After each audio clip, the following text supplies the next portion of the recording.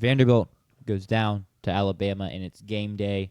Theo Vaughn was the guest picker, which did not go very well. He also shot his shot and got shut down, which hurts. But as he tweeted, shooters shoot, so you kind of have to respect him at least, because he is right. Shooters shoot. He seems unfazed. And the game starts, and Bama's driving. Ty Simpson throws a pick on fourth down, kind of a bit of an arm punt situation, but not the best decision. I don't even know. It was a terrible decision. He did not see the underneath defender whatsoever. He thought he had Cuevas kind of wide open, but it also was just like it felt like a bad play call. Your Alabama, Jam Miller's running the ball well that entire possession. It's 4th and 1. Got maybe a little cute, and it burned you. Yes. And then Vandy comes right back down. They're running the ball well, and then they rip off a 60-yard run and score, and it's like, holy shit. They may do it again. But Bama showed that they have some grit, and they do have some resilience. And they come back. They punch right back. It ends up being a close game in the halftime.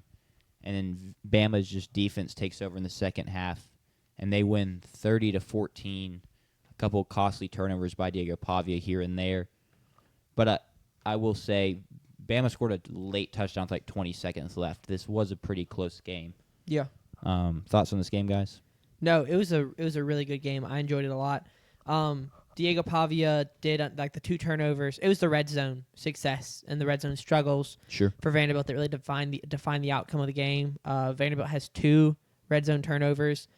The first being a Diego Pavia fumble near the goal line, like inside the 10. That was really unfortunate. It takes away a potential scoring opportunity, touchdown opportunity to go up. I think at that time it was either a one possession, like it would have been a huge touchdown, and then on the fumble. Yeah, I believe it would have gone to 14-0. Yeah, so that was a huge opportunity to really like make a larger lead, and then end of the game, 1 possession.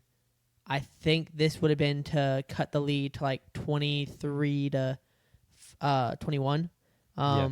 Pavia throws an interception on 3rd down, and it was like a crosser, and the linebacker just jumps it and bodies the wide receiver and wins it at the catch point, but wins it, intercepts it. Really unfortunate because that's another one where if you don't get that there, you kick the field goal. Mm-hmm. Now you're down 23-17. Like it's a 1-possession game. That's big. Doesn't end up mattering because Alabama scores again, but a really devastating turnover in a 2-possession game where you could have cut it to 1. So I think it was a good game, and Alabama won, as an Alabama hater, and, Tucker is going to hold me accountable and make me say all the nice things about Alabama. Alabama looked really good, but Vanderbilt is a very different team than they have been in the past. And I think that's also, I realized I have Vanderbilt unranked in Alabama at 10. I don't know if that's right or not. Anyway. Not even close. Yeah, I don't know why. Vandy was 16. You just didn't put a 16 next to Vandy. Well, this is me, praising Vanderbilt for being different. I just didn't. You just cooked them like that. Strike for the graphics coordinator. Yep. All good. Did it in the car with a computer that was on 3%. So, tough. Anyway, Alabama won this game. Alabama was the better team. Alabama looked really good. Vanderbilt also looked good. Vanderbilt hung in there in Tuscaloosa. And, they fell short of all the trash talking and the cockiness and the swagger, but they looked good. They're going to be dangerous for whoever else they play throughout the rest of the season.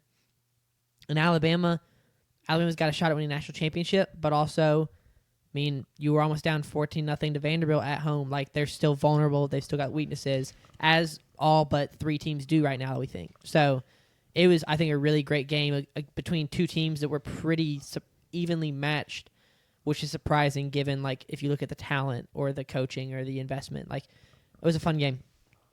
Yeah. I'm very proud of Bama, as, they're my preseason national championship pick on this team, to go handle the game as they did.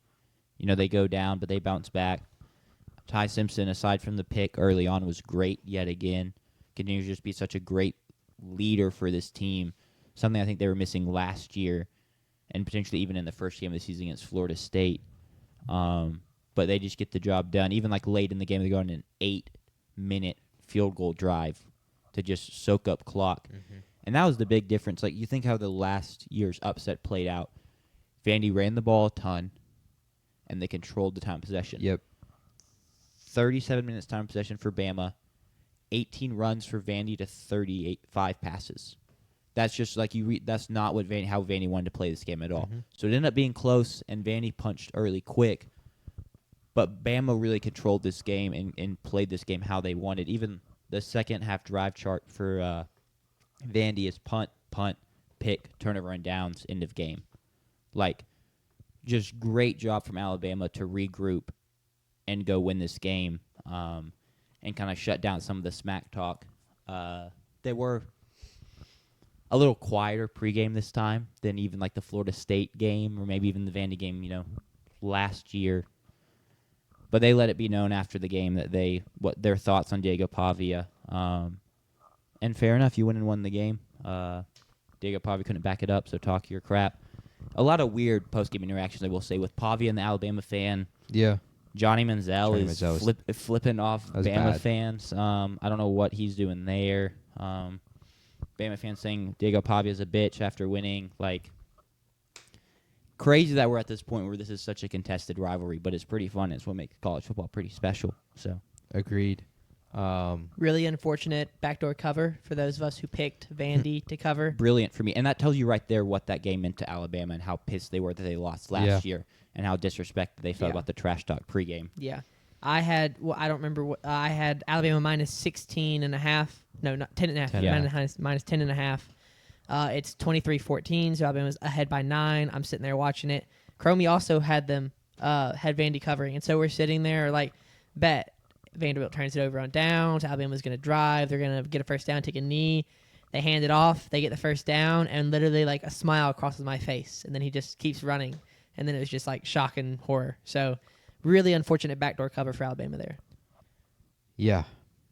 I'm glad I didn't bet that game with my money this weekend, even though I picked it. I feel like this game, and as well the Texas and Florida game,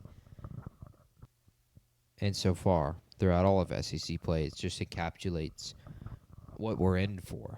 That we are a game with Vanderbilt and Alabama in Tuscaloosa is gonna be close. It's gonna feel close. You're gonna say, "Oh shit, they're gonna do it again." Stuff like that.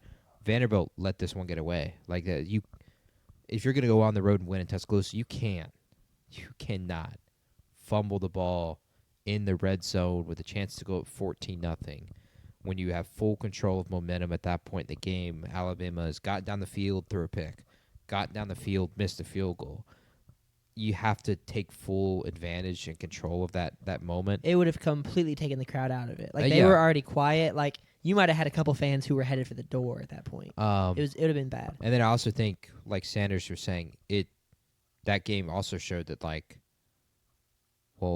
maybe the talent profile may not matter, because when they get out there on the actual field, it actually kind of feels like these are the same kind of bodies and the same kind of caliber players, and they play with the same kind of energy. That's how it's felt for State so far. Like in the Tennessee game, you didn't look across. You looked across the sideline, you saw a big dude in Chris Brazell and a big dude in Joey Aguilar. But when the game was played out, everybody was kind of playing at the same level. Our second-string DBs were sticking with Tennessee wide receivers for much of the entire second half. So it's makes you think about what craziness is going to continue going down the road. That even like Florida, they're done, dead in the water. Billy Napier's supposed to be fired, and they go and beat Arch Manning and Steve Sarkisian in Texas. Like I think we're. Well, we don't know how much that actually means. I think it means a lot. Considering how good Texas's defense is and has been so far this season, for DJ Lagway to pick his britches up and lead Florida as well as he did. It just, again, this is I think the third straight week now that I've mentioned it. It feels like we're due for some awesome games going forward, and every SEC game is worth watching unless Kentucky's playing in it. Poor Kentucky. I agree. Last thing I want to say on the Bama side, getting Jam Miller back has been huge. Mm-hmm. He rushes 22 times for 136 yards and a touchdown. average of 6.2 yards per carry. The physicality he brings to the run game has just been massive for them.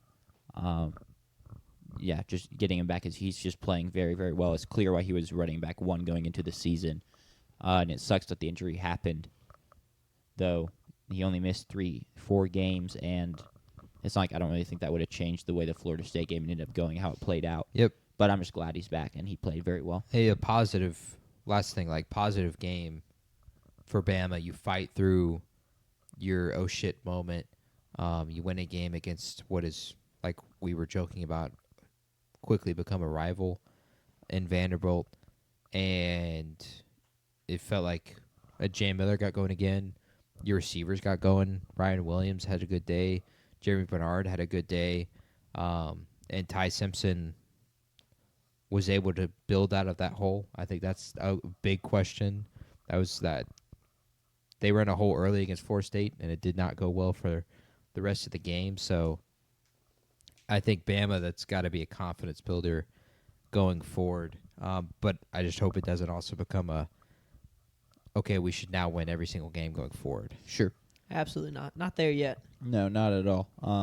They've still got some things to clean up. The run fits are still suspect at times, for example. But regardless, a huge win, and you get the monkey off your back in a sense. In Vandy, you can move past all the noise and chatter around this game and keep moving forward.